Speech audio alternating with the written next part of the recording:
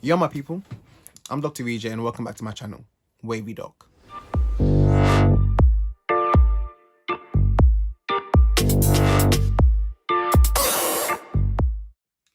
Okay, sweet. So the idea behind this video was kind of like a bit of a background into me and like my journey up until now, kind of working as a junior doctor in London. So yeah, let's kind of just get straight into it. I think kind of the start of my journey, I do have to say first and foremost, I am Nigerian. So I did kind of have that kind of stereotypical kind of upbringing and influence from my parents and them saying that they wanted me to become a doctor from a very, very young age. So to be honest, like, I think being the kind of like obedient and malleable child like I was when I was very, very young, I kind of just stuck with it, to be fair.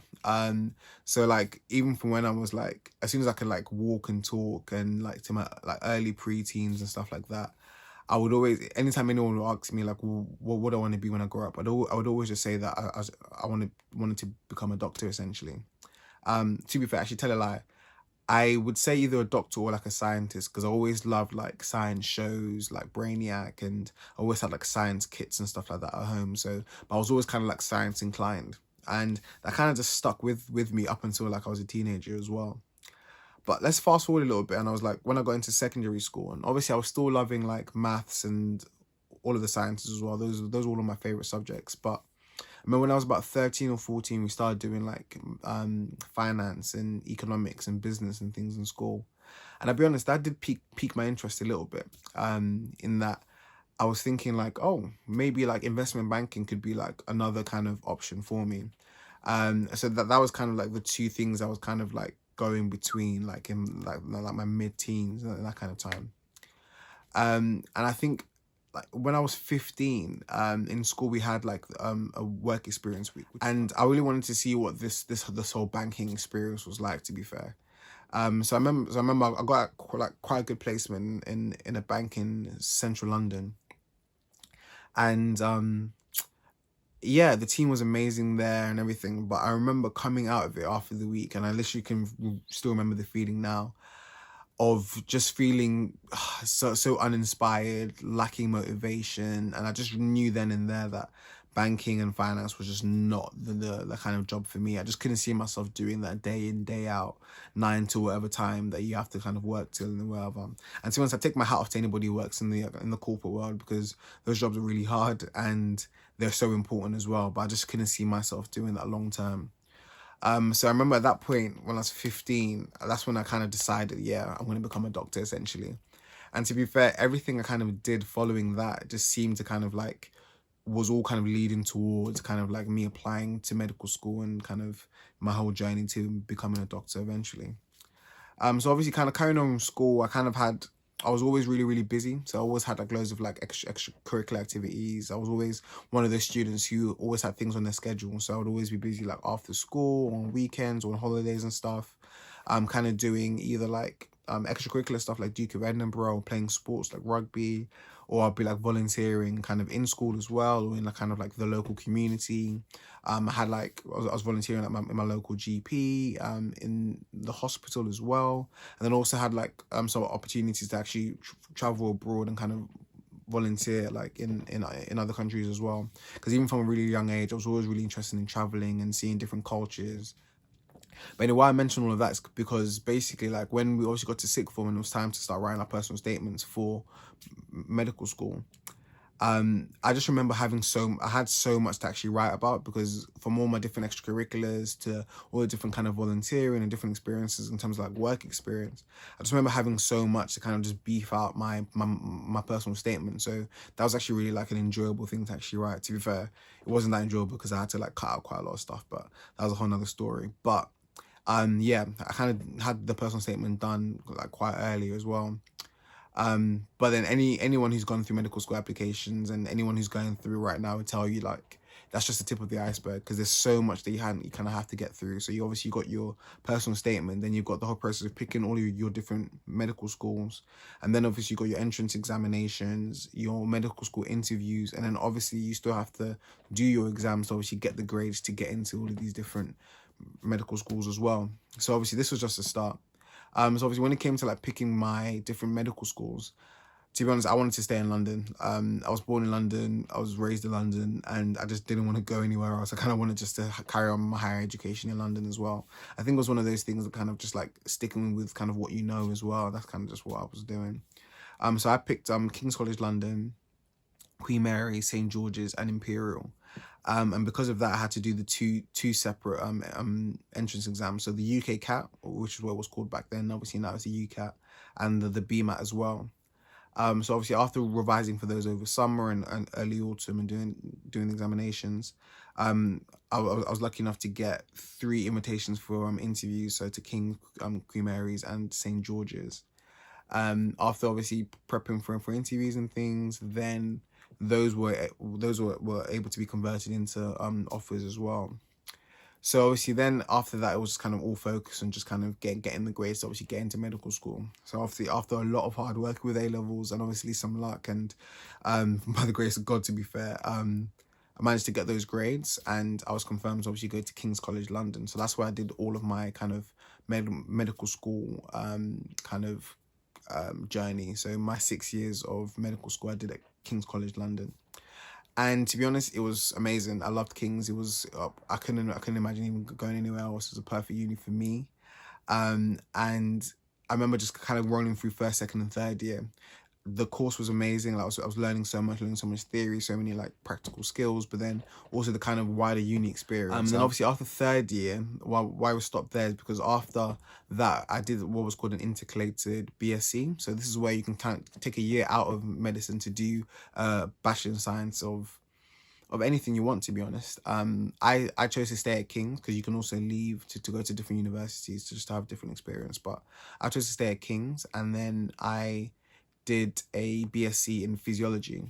And to be honest, it was hard, but I absolutely loved it, to be fair. And I think why I loved it so much because it kind of gave me a different kind of perspective of being a student. So obviously I was a science undergrad as opposed to just being like a medic undergrad.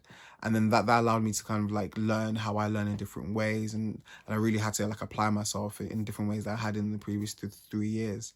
And then also it kind of gave me like time to kind of refresh and like revitalize the kind of when I came back into medicine, I had this whole new energy of how I just wanted to kind of hit the ground running and kind of get straight into kind of like finishing this medical degree and becoming a doctor.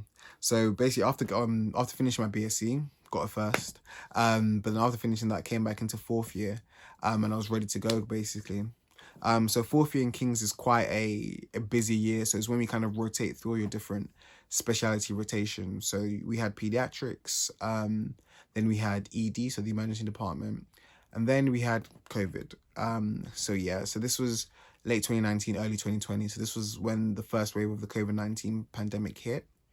And to be honest, it was a crazy time, because we were all kicked out of university, essentially. Well, kicked out, but everything was virtual learning. But obviously it was for the safety of the public and to kind of like reduce transmission of the virus. But we had to kind of move all of our learning and all of our teaching to kind of like a virtual platform, which was very different, to be fair. But we obviously had to persevere and try to still acquire as much knowledge and as much like skill based to obviously pass the penultimate year of medical school.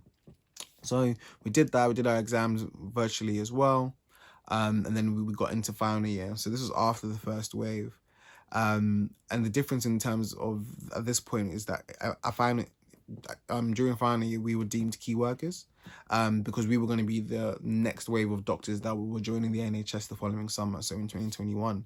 So we had to obviously just acquire these skills and we had to be in placement essentially. But the only thing, this was after about 6 months of being out of placement essentially because of doing virtual learning.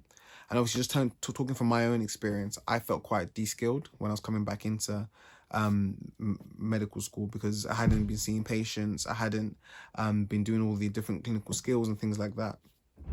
And yeah, so I mean, coming back in, it was kind of like a bit of a steep learning curve. But again, any final year student will tell you, and I'll tell you now, the final year is thick and fast in terms of everything that you have to be doing. So obviously you've got like your SJT, so your situational judgment test, and you've got the whole of the FPAS applications, obviously get a job in the NHS working as a doctor.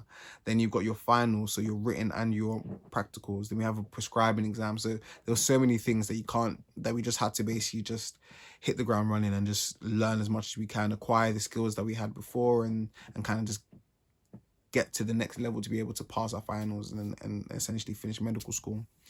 So that's what we did, finish finals, and then we had like our medical elective. And the medical elective is kind of like where normally people can go abroad to kind of experience working as a doctor in like a different environment to the one that you kind of trained in, essentially.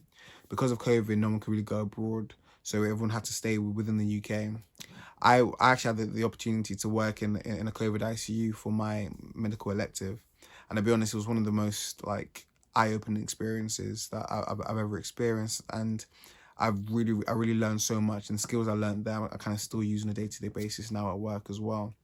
But like why I mentioned it, because when I was in COVID ICUs, when I actually got my results, that I passed my finals and that essentially I was going to become a doctor.